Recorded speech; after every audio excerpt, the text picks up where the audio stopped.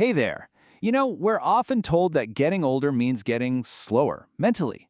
But what if that's not the whole story? Today, we're going to dive into the science of how we can actually build a more resilient brain, one that's totally capable of thriving well into our later years. We all kind of have this picture in our heads, don't we? That a sharp, quick memory is something you just leave behind as you get older. But is that actually true? Let's take a closer look at that idea. For a really long time, the story has been pretty simple. Cognitive decline is just part of aging. You can't avoid it. But you know what? Groundbreaking research is telling us a much more hopeful and, frankly, way more exciting story. So, let's kick things off with this absolutely remarkable group of people who are completely rewriting the rules of aging. Okay, get this. Scientists at Northwestern University have been studying these folks for 25 years. They call them superagers.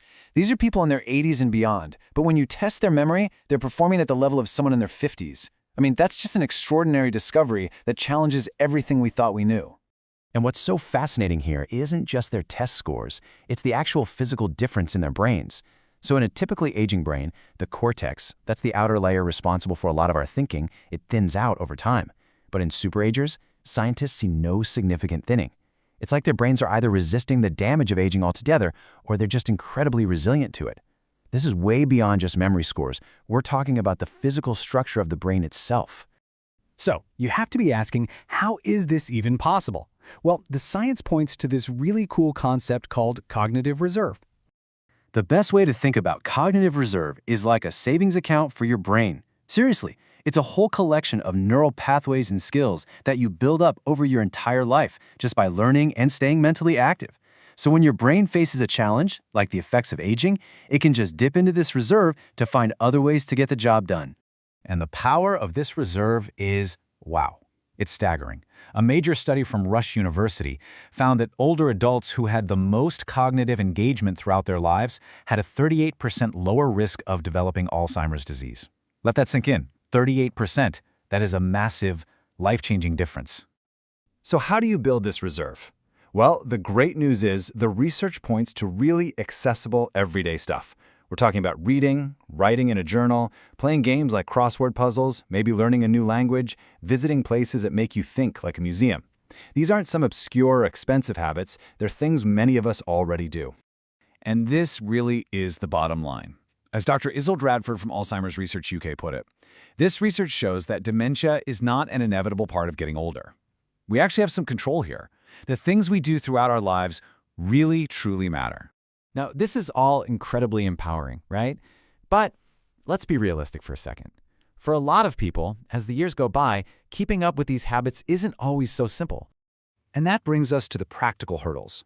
Let's talk about what happens when the very activities that build our cognitive reserve start to become a real challenge. Just think about it for a minute. Failing eyesight can turn reading from a pleasure into a total chore. Physical limitations might make a trip to that museum basically impossible. And sometimes, just managing the day-to-day complexities, like medications and doctor's appointments, can be so draining that there's just no energy left for puzzles or learning. But this is not where the story ends. Not at all. This is where modern tools can make a profound difference, helping us overcome these exact barriers. All right, let's take one of the most common issues, reading. That tiny print in books and newspapers can become a huge barrier to staying mentally active. And here comes the solution, a simple e-reader. It lets you instantly increase the font size to whatever is comfortable for you. You can adjust the screen brightness. You can even switch to a night mode to reduce eye strain. It literally puts the lifelong habit of reading right back into your hands, nice and easy. Okay, now let's broaden the scope a bit. There was this fascinating project at Western Michigan University that looked at a different kind of technology, smart home assistants. They wanted to see if these devices could actually help older adults stay independent. And the results? Well, they were just incredible. Take a look at this. A full 85% of the people in the study said they felt more independent in managing their daily lives after using these smart assistants. That's not a small change. For many, that's absolutely life-altering. So how did they help? Well, they took on some of that mental heavy lifting, that cognitive load we talked about. You can just say, remind me to take my pills, or create a grocery list with your voice, or manage appointments. This freed up so much mental energy. And it also improved safety with things like voice-activated lighting.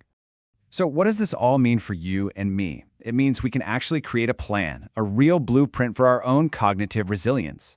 So here it is, your blueprint for brain resilience. Step 1, actively build that cognitive reserve. Keep reading, writing, and doing those puzzles. Step 2, stay socially engaged. It turns out that strong relationships are a huge common trait among superagers. And third, embrace technology.